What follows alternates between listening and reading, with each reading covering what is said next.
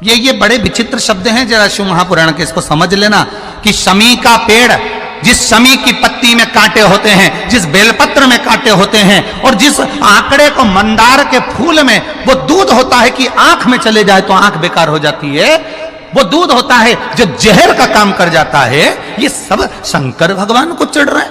शमी जिसमें कांटे हैं, बेलपत्र जिसमें कांटे हैं, मंदार का फूल जिसमें जहर भरा पड़ा है, धतूरा जिसमें जहर भरा पड़ा हुआ है, ये शिव को क्यों समर्पित है? ये शंकर को क्यों चाहिए? ये शंकर के पास क्यों जा रहे हैं?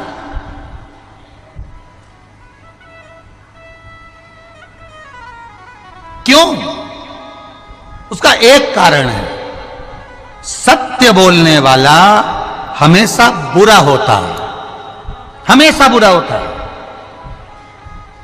और वो सत्य बोलने वाला व्यक्ति, आप ही इतने सारे बैठे हो, आप इतने सारे बैठे हो, आपका बेटा रोज रोज अगर सुंदरकांड में जाएगा, रोज रोज रामायण में जाएगा, रोज रोज शिव महापुराण की कथा में जाएगा, रोज रोज भगवान की कथा में जाएगा, आपका बेटा रोज रोज भगवान के भजन में लगेगा, या आस्था चैनल को खोलकर शिव महापुराण की कथा सुनेगा, या फेसबुक यूट्यूब पर शिव महापुराण की कथा सुनेगा, तो तुम्हारे परिवार वाले सब एक बात कहेंगे, कहां चक्कर में पड़ा है, 3-3 4-4 दिन तक चले जाता है, मां क्या मिल रहा है सीहोर में जाने से, क्यों जा रहा है, क्यों कथा में पहुंच रहा है। अब भजन में जाने वाले को दुनिया के लोग ताना देकर रोकने का प्रयास करते हैं, पर आज तक हमें ऐसा व्यक्ति नहीं मिला कि तुम्हारा बेटा कहीं शॉपिंग मॉल में जा रहा हो, किटी पार्टी में जा रहा हो, दोस्तों के साथ एंजॉय करने जा रहा हो, और किसी माँ बाप ने कह दिया हो क्यों जा रहा है मॉल में, क्यों जा रहा है पार्टी में, क्यों जा रहा है वहां। अगर रोकते हैं तो धर्म की जगह पर रोका जाता है, रोकते हैं तो सत्कर्म की जगह पर रोका जाता है, रोकते हैं तो कहीं भगवत भजन में जाने से रोका जाता है, पर गलत जगह पर जाने से हमारे बच्चों को हम नहीं रोकते। और होता क्या है, उल्टा क्रम हो जाता है। जो बच्चा कभी सत्संग में जुड़ा नहीं, जिसने कभी जिंदगी में गीता पढ़ी नहीं, फिर वही बेटा एक दिन अदालत में खड़ा होकर गीता की सौगंध खाता है। जिसने कभी जीवन में गीता को पढ़ा नहीं, जिसने जीवन में कभी रामायण को पढ़ा नहीं, जिसने जीवन में कभी श्रीमद् भागवत को पढ़ा नहीं, जिसने जीवन में कभी शिव महापुराण को जाना नहीं, जो शंकर को केवल दुनिया के लोगों ने कह दिया शिवलिंग का मतलब क्या होता है, गलत महत्व समझा दिए कि शिवलिंग की पूजन मत करो, लोगों ने कह दिया शिवलिंग पर जल मत चढ़ाओ, कई लोगों ने कह दिया था शिवलिंग पर चढ़ा हुआ जल मत पियो, कोई ने कह दिया शंकर पर चढ़ा हुआ प्रसाद मत खाओ। अरे कौन सी पुराण कह रही है, किस पुराण में लिखा है कि शंकर भगवान को समर्पित पदार्थ को नहीं खाया जा सकता?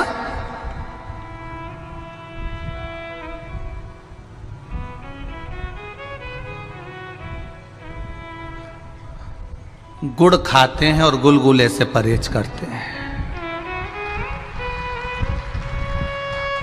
गुड़ खा रहे हैं, हम प्याज नहीं खाते, हम प्याज को छोड़े हुए 20 साल हो गए। हम लहसुन नहीं खाते, लहसुन छोड़े हमें 50 साल हो गए। पर दूसरे का पड़ा हुआ मोबाइल, पैसा, घड़ी या दूसरे का धन मिल जाए तो 5 मिनट में निपटा जाते हैं।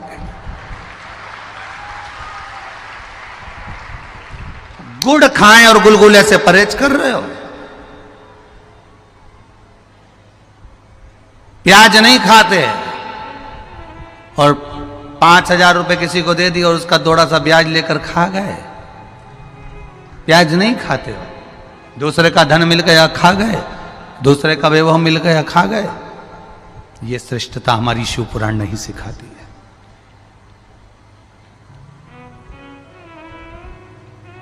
ये श्रेष्ठता हमारी शिव पुराण नहीं कहती। शिव पुराण कहती है कि अपने बच्चों को भगवत भजन तक भेजने का प्रयास करना।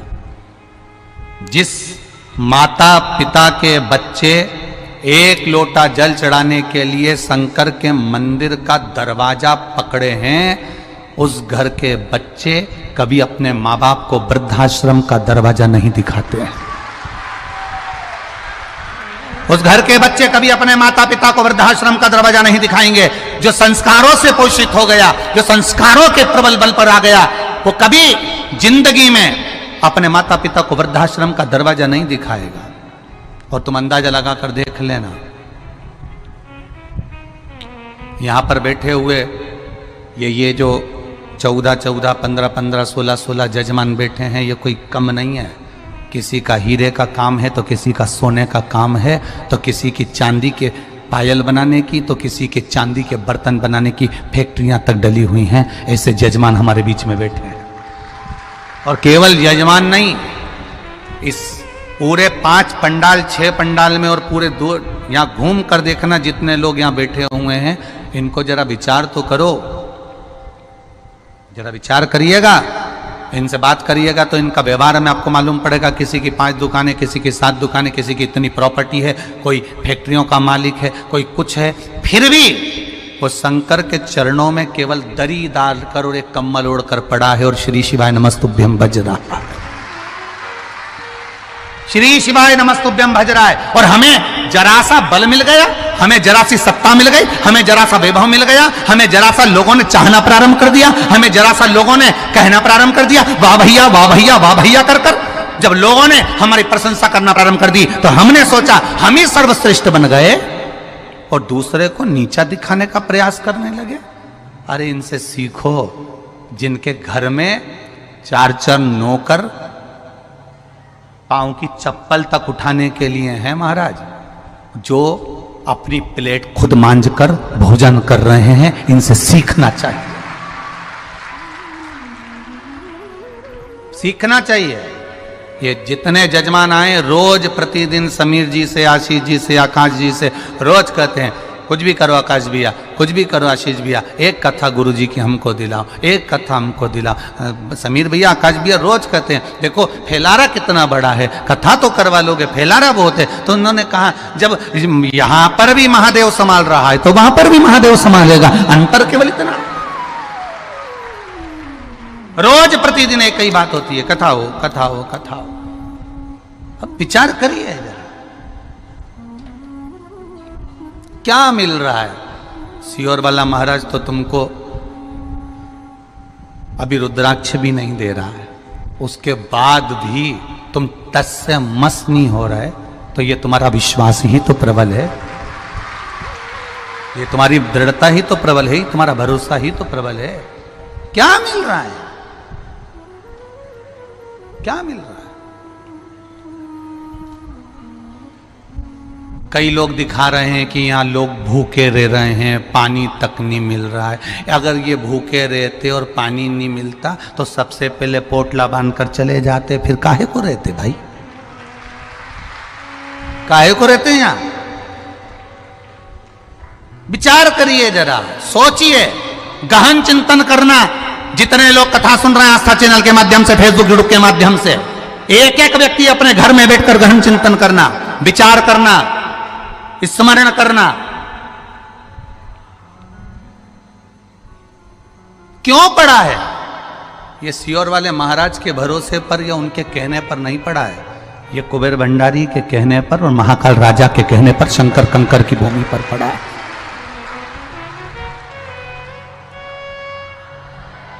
एक दिन में 20 लाख भक्त, और ना निमंत्रण, ना पत्रिका, ना कहीं कुछ, ना कहीं कुछ, ना चावल ना धावल, कुछ नहीं, और एक साथ 20 लाख भक्त एक साथ पहुंच जाएं तो ये शिव की कृपा के सिवा कुछ नहीं हो सकता, कुछ नहीं हो सकता इसके सिवा, कोई साधन नहीं है। और सबसे बड़ी प्रसन्नता होना चाहिए सनातनियों को, सबसे बड़ी प्रसन्नता होना चाहिए कि एक शिव महापुराण की कथा, जब एक शिव महापुराण की कथा एक जगह पर 20 लाख सनातनियों को इकट्ठा कर सकती है, तो यह भारत की भूमि में सनातनियों से भरी पड़ी हुई है, ये भारत की भूमि में सनातन धर्म से भरी पड़ी हुई है। केवल संत साधु सन्यासी तपस्वी साधक उपासक अपनी भक्ति को, अपनी दृढ़ता को, अपने विश्वास को प्रबल रखकर भगवान का भजन करें। हम कई बार कथाओं में कहते हैं कुछ सुधर जाए तो राष्ट्र सुधर जाएगा, कलाकार सुधर जाए राष्ट्र सुधर जाएगा, सलाहकार सुधर जाए राष्ट्र सुधर जाएगा, कथाकार सुधर जाए तो राष्ट्र सुधर जाएगा। अहमता को दूर पटको, अहंकार को दूर पटको, अपनी अभिमत्ता को दूर पटको, और जब अभिमतता को हमने दूर पटक दिया तो आप सुधरे हो। दुनिया आपको अच्छे समझे ना समझे, आप अपने आप में अच्छा समझिए, आपकी दृष्टि श्रेष्ठ रखिए। काला चश्मा लगाओगे तो काला दिखेगा, नीला लगाओगे नीला दिखेगा, पीला लगाओगे पीला दिखेगा, जैसा लगाया वैसा दिखोगे। आप कैसे हो, सामने वाला व्यक्ति वैसा दिखता है। अपन एक उंगली किसी पर उठाते हैं तो ये 3 उंगली अपनी ओर जाती है। ए भाऊ, अपने आप को खुद को देखती तू कैसा है। ये 3 उंगली कह रही है, अपन ने तो एक उठाई उस पर, ये 1 उंगली उस पर उठाई है, पर ये 3 अपनी ओर जाकर कह रही है कि तुम अपने आप में झांक कर देखो कि आप कैसे हो। सहजता नहीं है शिव पुराण को समझना, सहजता नहीं है मेरे महादेव को समझना। किसी देवता को इतने अपशब्द नहीं कहे गए, किसी देवता को इतनी गाली नहीं दी गई जितनी मेरे महादेव को मिली। हर पल पल में मिली, हर क्षण क्षण में मिली, हर पल पल में मिली, हर क्षण क्षण में मिली। शिवलिंग की लोग पूजन करते हैं तो लोग उसको गरण बंधन कर देते हैं कि आप शिवलिंग की पूजन कर रहे हो, एक लिंग की पूजन कर रहे हो, एक शिवलिंग की पूजन कर रहे हो। लोग उसको गलत बताना चाहते। जितना महादेव को शब्द कहा गया किसी देवता को नहीं कहा गया, जितना महादेव को कहा उतना किसी को नहीं कहा गया। जो बोले वो महादेव को बोले कोई, क्योंकि बैकुंठ अधिपति बैकुंठ में रहते हैं, ब्रह्मा ब्रह्म लोक में रहते हैं और मेरा महादेव मृत्यु लोक में रहता है। जो मृत्यु लोक में रह रहा है सुनना उसी को पड़ता है, कोई दूसरा नहीं सुन सकता। सुनना पड़ेगा, जन्मे हो सुनने के लिए। भजन करो। औरव ऋषि की धर्म, औरव ऋषि की बेटी शमी, कांटे लगे हैं, कांटों में सराबोर है, कांटों में रह रही है, पर शमी भक्ति का बल प्रबल करके बैठी है। अब कांटों में रहना, एक होती है गुलाब जामुन, एक होता है गुलाब का फूल। गुलाब के फूल में कांटे होते कि नहीं होते? अरे बोलो तो जीजियो, होते ना। गुलाब का फूल और गुलाब जामुन, किसी से जाके पूछना इन दोनों की राशि कौन सी है, एक ही राशि निकलेगी। गुलाब के फूल की भी राशि एक है और गुलाब जामुन की राशि भी एक है। दोनों को देखिए, गुलाब जामुन मावे की बनती है, खोए की बनती है, घी घी में रहती है, यूं घुमाओ तो हाथ में घी आ जाता है। और घी की गुलाब जामुन घी में तला रही है और घी में से निकलकर चाशनी में जा रही है। कितनी जोरदार किस्मत लेके आई री तू गुलाब जामुन, कितनी जोरदार। घी में सराबोर मली, घी में छोड़ी, चारी निकाला और चाशनी में चली गई। कितनी जोरदार किस्मत लेकर आई है। और वो गुलाब का फूल कांटों में पैदा होता है, कांटों में बड़ा होता है, कांटों में जन्म लेता है, कांटों में मुरझा जाता है। वो गुलाब का फूल कांटों से टूट जाता है। दोनों में, दोनों की राशि एक है, दोनों में कितना अंतर है। एक घी में सराबोर है, निकलने के बाद चाशनी में सराबोर है, और दूसरा कांटों में सराबोर है। बस अंतर एक है, गुलाब जामुन घी में रहती है, निकलकर चाशनी में जाती है, और चाशनी में से निकलकर मुख में जाती है, और बाद में वो भ्रष्टा में चली जाती है। और गुलाब का फूल कांटों से निकलकर मेरे महादेव के चरणों में चला जाता है। दोनों में अंतर है। गुलाब जामुन चाशनी में तरबतर है, गुलाब जामुन घी में तरबतर है, गुलाब जामुन अपने रंग में तरबतर है, पर खाने के बाद भ्रष्टा में चली जाती है। और गुलाब का फूल कांटों में रहने के बाद, टूटने के बाद मेरे महादेव के चरणों में, मेरे राम और कृष्ण के चरणों में चला जाता है। भक्त ऐसा ही होता है।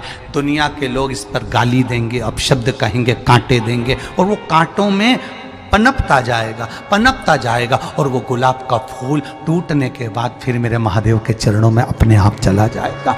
होता है, कहे कहे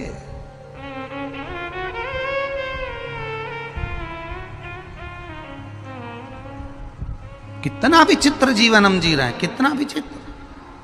आज हम अपने शरीर से कोई काम करना नहीं चाहते हैं।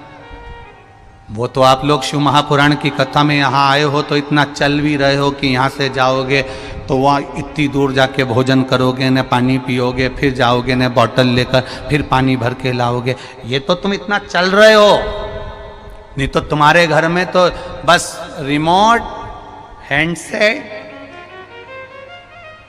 डिनर सेट, हाफ सेट और आदमी अपसेट, इसके सिवाय कुछ नहीं है। क्या रखा है? ऑफिस में अपनी पूरी जवानी तो तुमने नौकरी में निकाल दी। जब गवर्नमेंट ने पूरा निचोड़ लिया, ऐसे हो गए कि मुंह का गाल भी अंदर धस गया। किसी किसी का सोफा सेट ही निकल गया। तब जाकर फिर 60-65 साल में रिटायर हुए। फिर नौकरी करते करते, चाहे प्राइवेट हो चाहे सरकारी हो, करते करते अपनी पूरी जिंदगी लगा दी। बुढ़ापा आया, बच्चों को बड़ा करा। एक दिन बहू भी आ गई, बच्चे भी बड़े हो गए। अब तुम उनको समझाने बैठे तो वो तुमको बात बात में कहते, तुम चुप बैठो, हम है ना, बात कर रहे हैं ना, चुप बैठो, तुम्हें नहीं आती अकल, तुम समझदार नहीं हो। अब तुम इतनी बड़ी पोस्ट पर रहे, इतनी सत्ता में रहे, इतने वैभव में रहे, और तुम्हारी औलाद तुमको चुप करना सिखा देती है। क्यों? क्योंकि तुम्हारा अहम तुमको अब चूर हो रहा है, और जब अहम चूर होता है तब दुख होता है। इसलिए अभी से अगर तुम शंकर की भक्ति में डूबते चलोगे, ये मानते चलोगे कि सुख और दुख तो मेरे महादेव के दिए हुए हैं, तो जीवन का एक आनंद जिंदगी भर जी सकोगे। जिंदगी भर, जीवन भर जी सकोगे। आज कथा के पंडाल में बैठे हो, घर पे रहते तो एसी के रूम में रहते, डनलप के गद्दे पर सोते, तुम्हारा पर्सनल रूम होता, या पंडाल में पड़े हुए हो, दरी पर पड़े हुए हो। यहां से तुम शुरुआत करो तुम्हारे जीवन की कि अब मेरा अहंकार चले गया। रोड पर पड़ा हूं, जमीन पर पड़ा हूं, दरी पर सो रहा हूं, 2 कदम चलकर भोजन करने जा रहा हूं, 2 कदम चलकर वापिस आ रहा हूं, सामान पड़ा है, कोई चिंता नहीं है, व्यर्थ चिंता।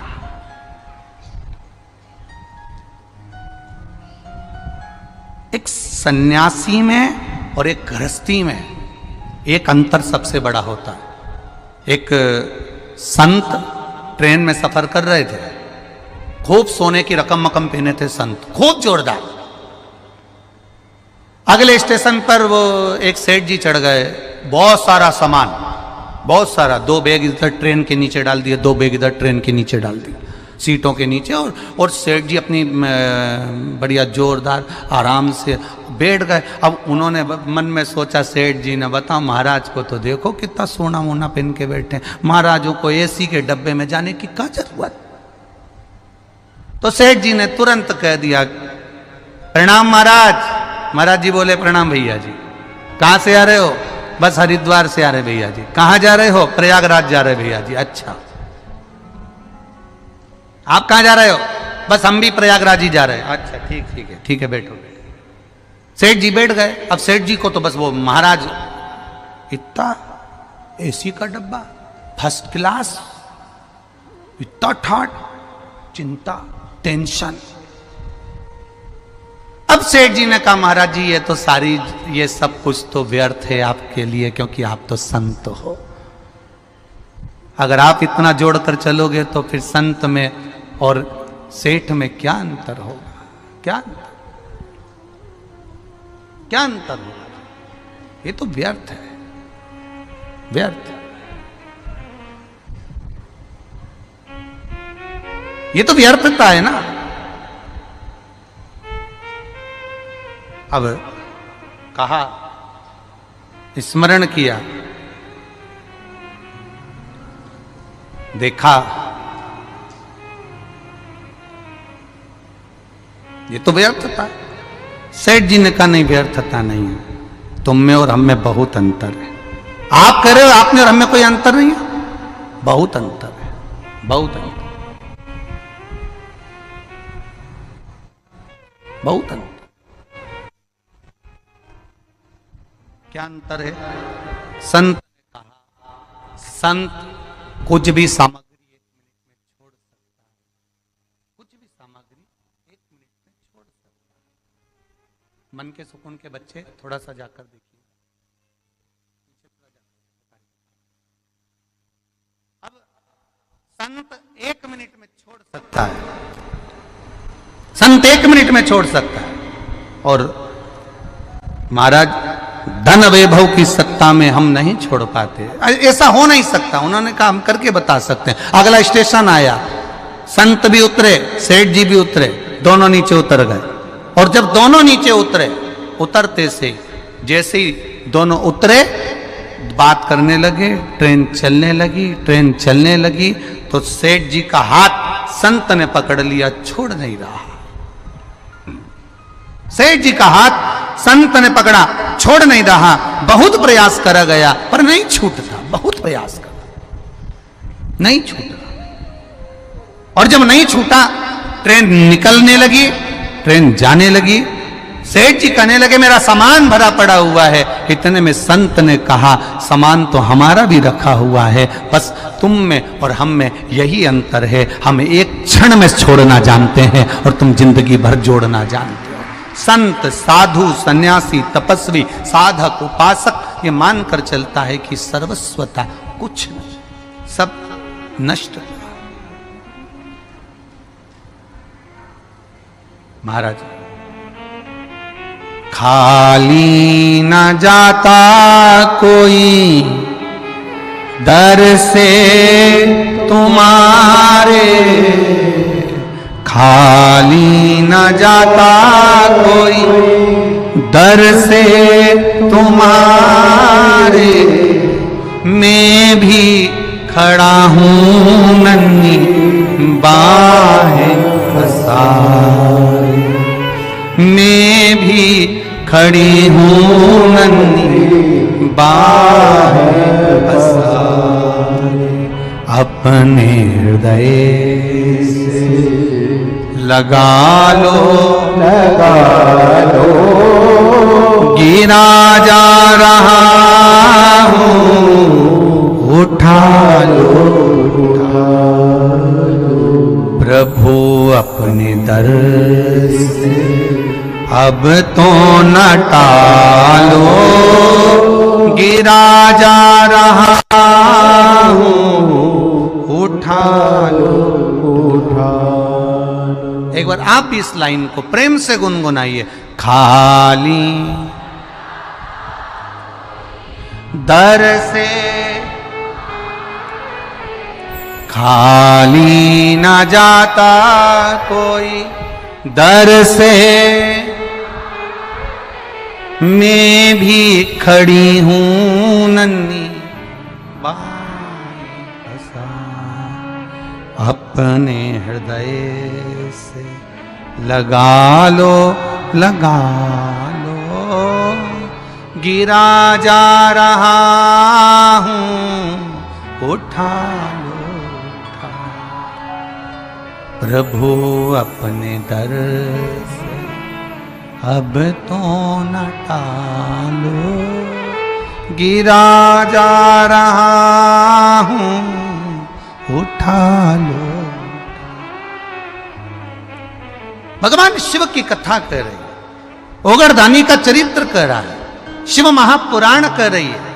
आपका विश्वास जब जागृत होगा, आपका भरोसा जब प्रबल होगा, आपकी दृढ़ता जब प्रबल होगी और आपके भरोसे के साथ में आपका विश्वास जब दृढ़ होगा, तब आपको कहीं जाने की जरूरत नहीं पड़ेगी। महादेव स्वयं आपको ढूंढता हुआ आपके पास आ जाए।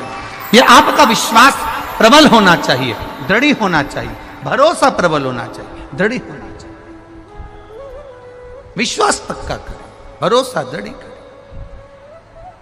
और उस भरोसे पर जीना प्रारंभ करें। उस भरोसे शंभु शरणे पड़ी, मांगू घड़ी रे घड़ी, दुख काटो दया करी दर्शन आपको। शिव तत्व कह रहा है महाराज, भगवान शंकर का गुणगान कह रहा है।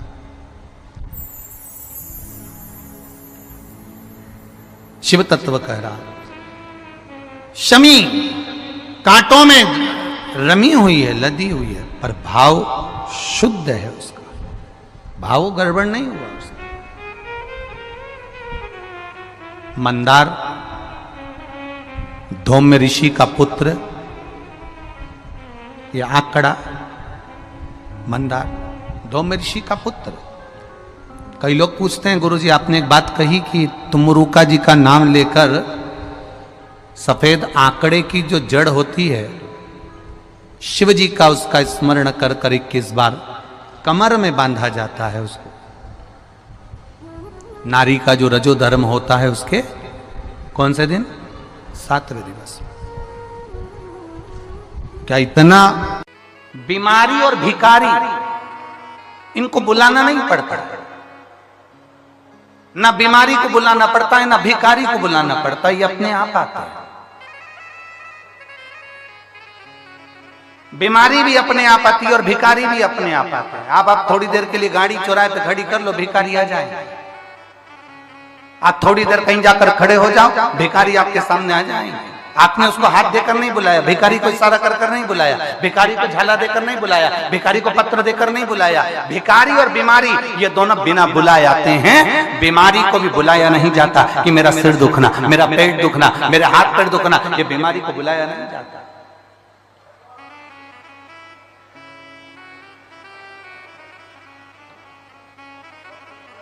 आज एक बहन कह रही थी कि गुरुजी, वो अभी की बात कहे, गुरुजी सिर की गोली अलग होती है, पैर दुखने की गोली अलग होती है, पेट दुखने की गोली अलग होती है, थायराइड की गोली अलग होती है, बीपी शुगर की गोली अलग होती है, और आप तो कहते हो सारी समस्या का हल एक लोटा जल। सबकी गोली अलग है और आपने एक ही गोली कर दी। तो हमने उससे कहा, देखो पहले पूर्व समय का अंदाजा लगाकर बैठिए। पुराने समय में घुटने के डॉक्टर अलग नहीं होते थे, फेफड़े के डॉक्टर अलग नहीं होते थे, आंख के डॉक्टर अलग नहीं होते थे, सिर के डॉक्टर अलग नहीं होते थे। गांव में, शहर में एक डॉक्टर होता था, वो एक हॉस्पिटल में एक डॉक्टर रहता था और वो एक डॉक्टर सारी रोग का इलाज कर देता था। उसी तरह से मेरे शंकर महामृत्युंजय कहलाते हैं, वो सारा रोग का एक बार में। अकाल मृत्यु वो मरे जो काम करे चंडाल का, काल उसका क्या बिगाड़े जो भक्त हो महा काल का। जो शंकर की आराधना करने वाला, शिव की स्तुति करने वाला, शंकर का अनुमोदन करने वाला, शिव स्मरण में डूबने वाला, उसका इलाज मेरा भोलेनाथ जानकर कर देता है।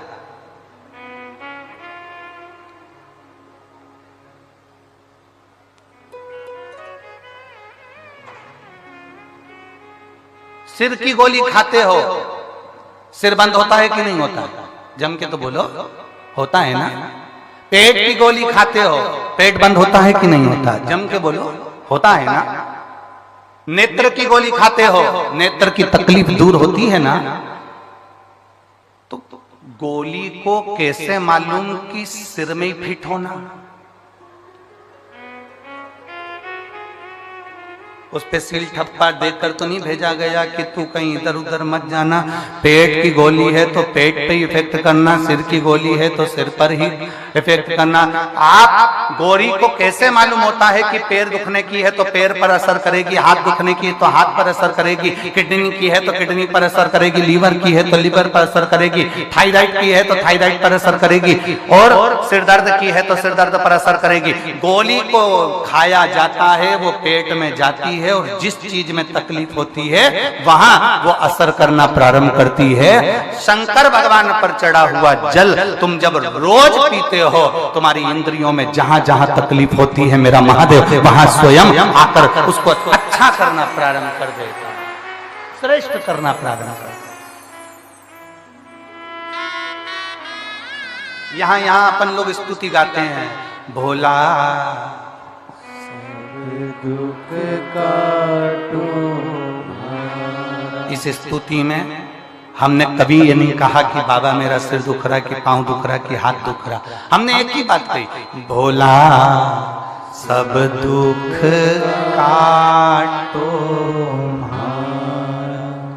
ओ भोला सब दुख काटो।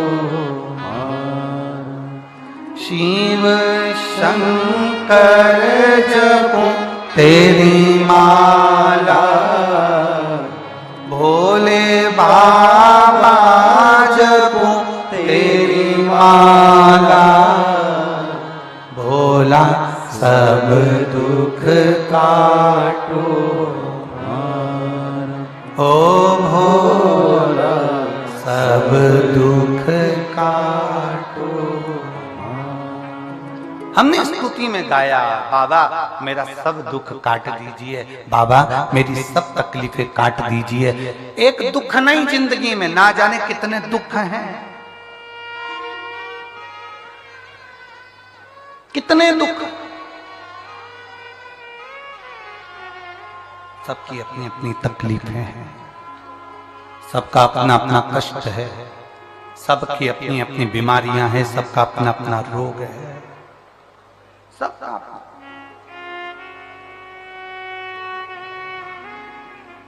चंद्रदेव को रोग हुआ काया का, काया टपक टपक कर गिरने लगी, चंद्र की आंखों में आंसू भर गया। मेरा काया का रोग कौन मिटाएगा?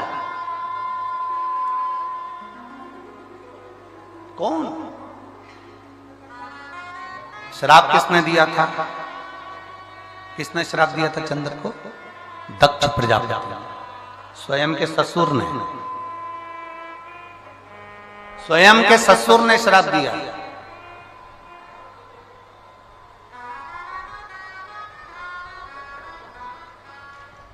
काया का रोग लग गया।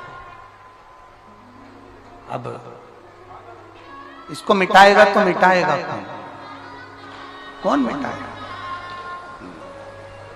कौन मिटा सकता है? चंद्र के मन में खलबली उत्पन्न होने लगी, रोने लगा चंद्र। कौन मेरे दुख को मिटा सकता है? चंद्र की आंख में आंसू भर गए, रो रहा, रो रहा है। और बहुत ध्यान देने वाला विषय है, जब चंद्र रो रहा है, चंद्र की आंखों में जल भर गया कि मेरे शरीर में ये रोग पड़ गया। चंद्र भगवान नारायण के पास में जाकर विनय करे कि मेरे शरीर में ये रोग पड़ गया है। चंद्र ब्रह्मा जी के पास जाकर निवेदन करे कि मेरे शरीर में ये रोग पड़ गया है। चंद्र ने कई देवताओं के पास में जाकर निवेदन करा कि मुझे ये रोग पड़ गया है, ये रोग का निवारण कैसे हो सकता है?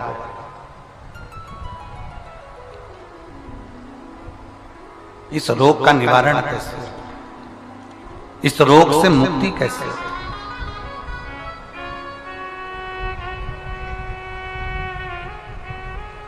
कोई ने कह दिया, चंद्रदेव को कई लोग मिले, चंद्रदेव से कहा तुम ये कर लीजिए, ऐसा करने पर तुम्हें फल की प्राप्ति हो जाएगी। एक शीतल आरती होती है, मेरी जीजियों बड़े सावधानी से सुनिएगा। एक शीतल आरती होती है।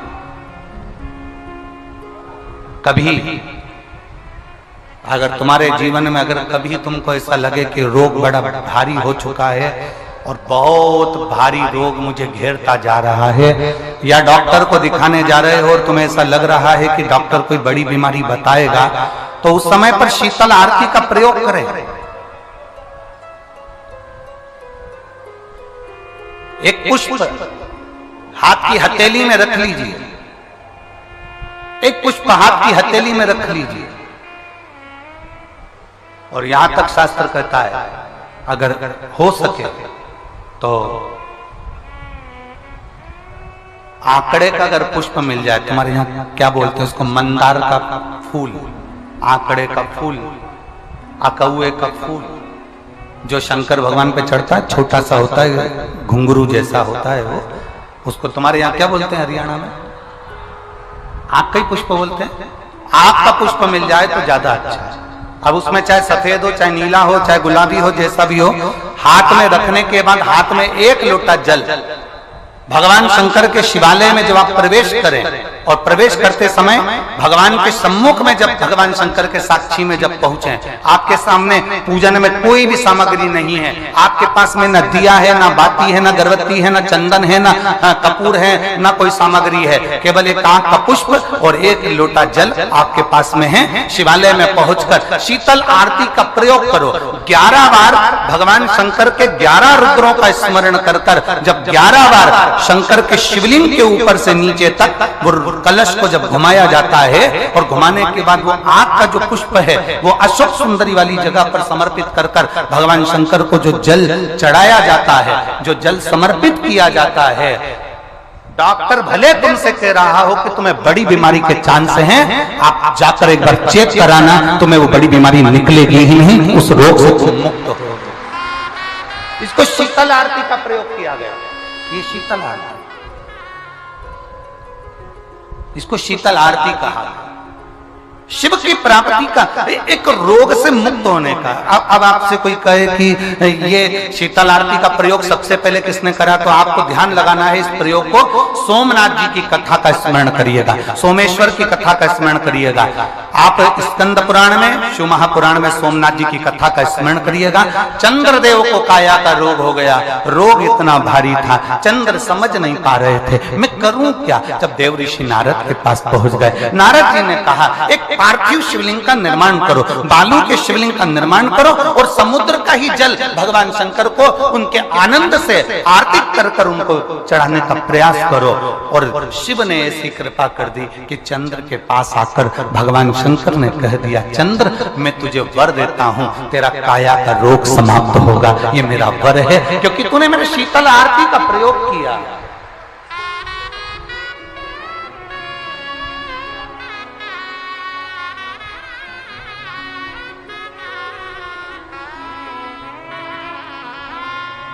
मेरी जीजियों, दो चीजें बड़ा स्मरण में रखिएगा। एक, बैसाख महीने में मट्टी के पात्र का जल, अभी अभी क्या चल रहा है, फागुन, अभी क्या चल रहा है, फागुन। जब बैसाख का महीना आए ना,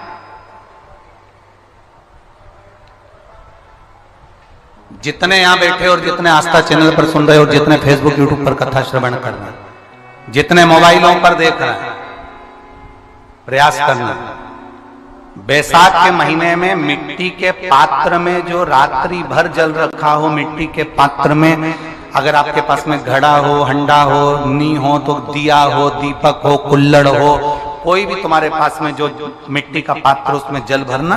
वो जल बैसाख के महीने की किसी भी सोमवार के दिन, किसी भी सोमवार के दिन, बैसाख महीने या किसी प्रदोष के दिन या बैसाख महीने के शिवरात्रि के दिन, वो मिट्टी के पात्र का जल अपने घर के प्रत्येक व्यक्ति का स्पर्श कराकर उस मिट्टी के पात्र के जल को तांबे के पात्र में डाल लीजिए और घर के प्रत्येक व्यक्ति का स्पर्श करा लीजिए और शंकर भगवान पर कुंदकेश्वर महादेव के नाम से समर्पित करिए। कुंदकेश्वर महादेव, कभी जीवन में पीछे पलट कर देखने की जरूरत नहीं पड़ेगी, आप उन्नति की सीढ़ी की ओर बढ़ते चले जाओगे। बैसाख महीने में मट्टी के पात्र का जल भगवान शंकर को समर्पित होना चाहिए, उसका सुख हमारे जीवन को एक आनंद फल प्रदान।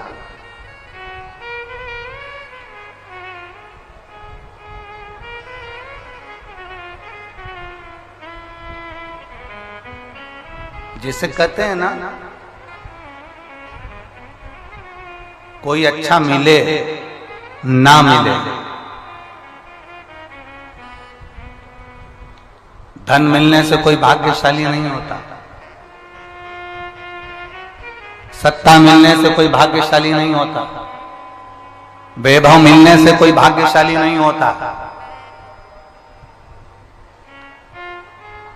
महाराज,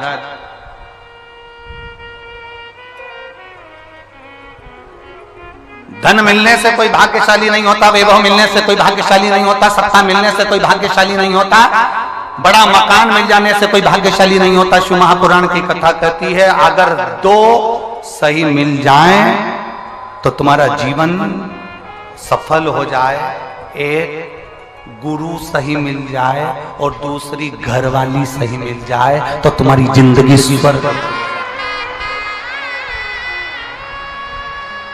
दो सही मिलना चाहिए, धन मिलने से कोई भाग्यशाली नहीं होता, वैभव मिलने से कोई भाग्यशाली नहीं होता, सत्ता मिलने से कोई भाग्यशाली नहीं होता, बड़ी मकान बड़ी गाड़ी मिलने से कोई भाग्यशाली नहीं होता। दुनिया का सबसे भाग्यशाली व्यक्ति वो होता है जिसको दो ठीक मिल गए, दो अच्छे मिल गए। एक गुरु अच्छा मिल जाए, दूसरी जम की बोलो घर वाली अच्छी मिले। गुरु अच्छा मिलेगा तो तुम्हें स्वर्ग की सीढ़ी चढ़ा देगा, और घरवाली अच्छी मिलेगी तो घर को स्वर्ग बना देगी।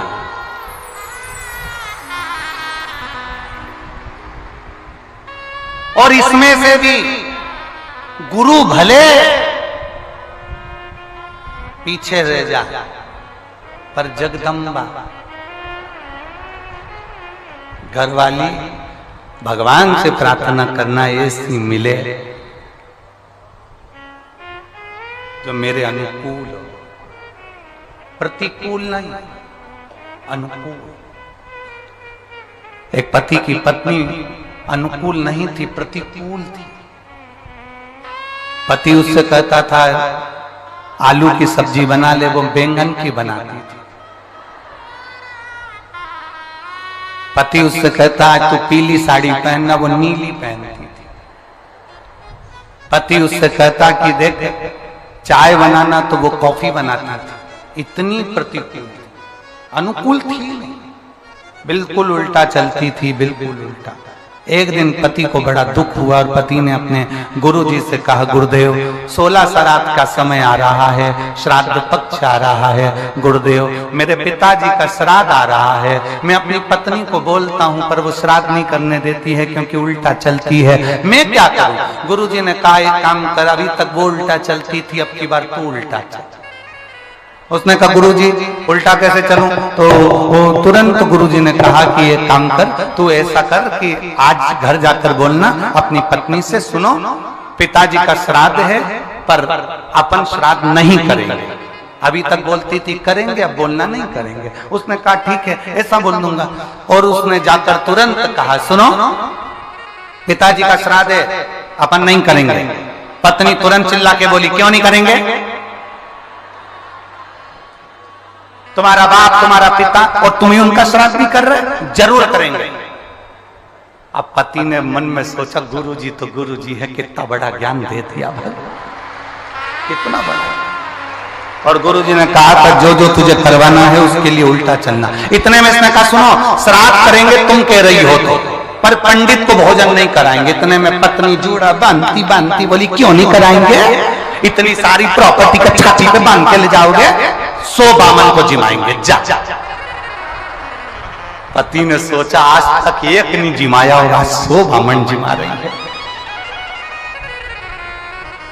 पति ने कहा ब्राह्मण को जिमा देंगे तेरे कहने पर दक्षिणा नहीं देंगे। कैसे नहीं दोगे? सबको सोने की अंगूठी देंगे। पति बड़ा प्रसन्न। अब पंडित जी आ गए, श्राद्ध करने लगे, पिंडदान बनाया, पिंड करवाया। पंडित जी ने कहा ये पिंड ले जाकर अच्छी गंगा जी की नदी में पानी में इसका विसर्जन करो। पत्नी ने पति से पूछा कहाँ जा रहे हो? पति तिल्ला कर बोला पिताजी के पिंड को नदी में विसर्जन करने जा रहा हूं। इतने में पत्नी चिल्ला कर बोली तुम्हारे बाप ने कौन सा अच्छा काम किया था जो नदी में विसर्जन करने जा रहा हो? गटर में पटक दो। अब यहां पर उसको उल्टा बोलना था कि पिंड को गटर में पटकने जा रहा हूं, तो पत्नी बोलती नदी में विसर्जन करो। अब इसने कहा नदी में विसर्जन करो, तो इसने गटर में पटकवा दिया। बड़ा दुखी हुआ, सारा करा धरा पे पानी फिर गया। गुरुजी के पास गया, गुरुदेव गुरुदेव कुछ तो करो कि मेरी पत्नी से मेरा पीछा छूट जाए। गुरुजी ने कहा ऐसे पीछा नहीं छूटने वाला, एक काम कर तू गंगा नहाने हरिद्वार चले। हरिद्वार चले जा तो इससे पत्नी से पीछा छूट जाएगा। क्यों नहीं छूटेगा? पत्नी से भी कह देना कि हरिद्वार जाने का मना करना उसको, तू मना करेगा तो वो जाएगी। बस उल्टा उल्टा करते जाना, मैं तुझे समझा के भेज रहा हूं वैसा करना। उसने गुरुजी ने जैसा समझाया वैसे करा। घर पहुंचा, पत्नी से बोला सुनो पूरे गांव के लोग, पूरे रेवाड़ी के लोग हरिद्वार जा रहे हैं, अपन नहीं जाएंगे क्योंकि अपने पास टाइम नहीं है। पत्नी बोली कैसे नहीं जाएंगे? 40 साल शादी के हो गए, आज तक कहीं घुमाने नहीं ले गए, चलो मेरे साथ हरिद्वार। पत्नी हरिद्वार ले गई पति को। अब गुरुजी ने कहा था गंगा जी में नहाने जाना, और पत्नी जब नहाने लगे तो पत्नी से कह देना ज्यादा आगे मत जा।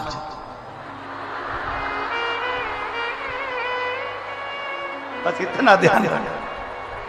और पत्नी जैसे गंगा जी में उतरी और पति ने चिल्ला कर कहा आगे मत जाना। पत्नी बोली जाऊंगी जा। और जो आगे गई और पानी में बह गई।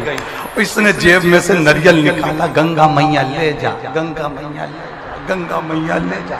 इतने में गुरुजी भी समझदार थे। गुरुजी को मालूम है कि पत्नी बहुत तेज है, गंगा जी में चेन पड़ी रहती है, चेन को पकड़ लेगी, और पत्नी ने चेन पकड़ ली। अब इसने नारियल वापस जेब में रख लिया, ये तो बच गई। पर गुरुजी की वचन याद आ गए, जब चेन पकड़ ले तो चिल्ला कर कहना जम के पकड़।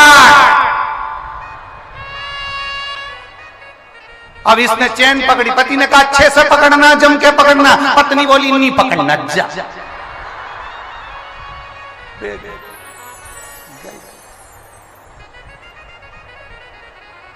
हरिद्वार में बही, बंगाल में निकली।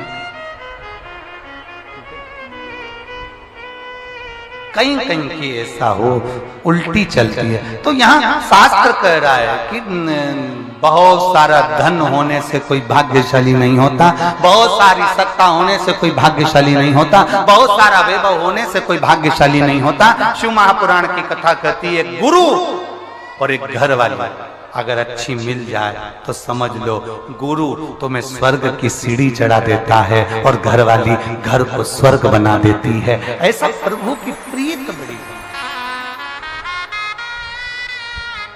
चंद्र शीतल आरती चंद्र कर रहा है, शीतल। और कर्पूर गौरम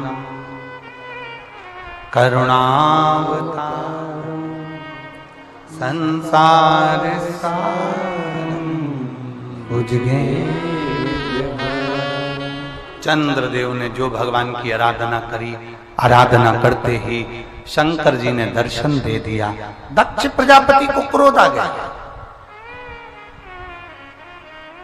दक्ष प्रजापति को क्रोध इसलिए आया कि दक्ष प्रजापति को क्रोध आने का कारण केवल इतना सा था कि मैंने चंद्र को काया का रोग का श्राप दिया था, इसका रोग ठीक किसने करा? तो मालूम पड़ा कि शंकर भगवान ने करा है, शिव ने करा है। बस दक्ष प्रजापति का हृदय जल गया। मेरा दामाद होकर मेरे अनुकूल नहीं चल रहा, मेरे विपरीत चल रहा। चंद्र को ठीक कर दिया, जिस चंद्र को मैंने काया का रोग दिया था उसको ठीक कर दिया। क्रोध में आ गए दक्ष प्रजापति। और आखिरी में हुआ क्या? यज्ञ की तैयारी हुई। उस यज्ञ की मीटिंग में भी शंकर का अपमान किया। यज्ञ में शंकर को ना बुलाकर उनका अपमान किया। बार बार शंकर का अपमान करते हैं, केवल एक कारण है, क्योंकि शंकर भगवान ने उन्हें रोग से मुक्त करा था। मेरे शिव जी को इसका कोई फर्क नहीं पड़ता। दुनिया के लोग कितना भी ताना दें, दुनिया के लोग कितनी भी गाली दें, दुनिया के लोग कितना भी अपशब्द कहें, दुनिया के लोग कितना भी आड़ा टेढ़ा बोले, शिव महापुराण की कथा कहती है अगर आपने अपने दिल से शंकर भगवान को पुकारा है तो सारी दुनिया तुमको दुख देने वाली होगी और मेरा महादेव दुख से निवारण करने वाला है।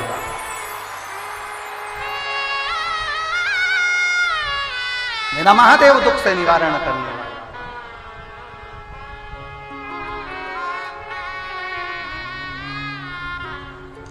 शिव कथा कर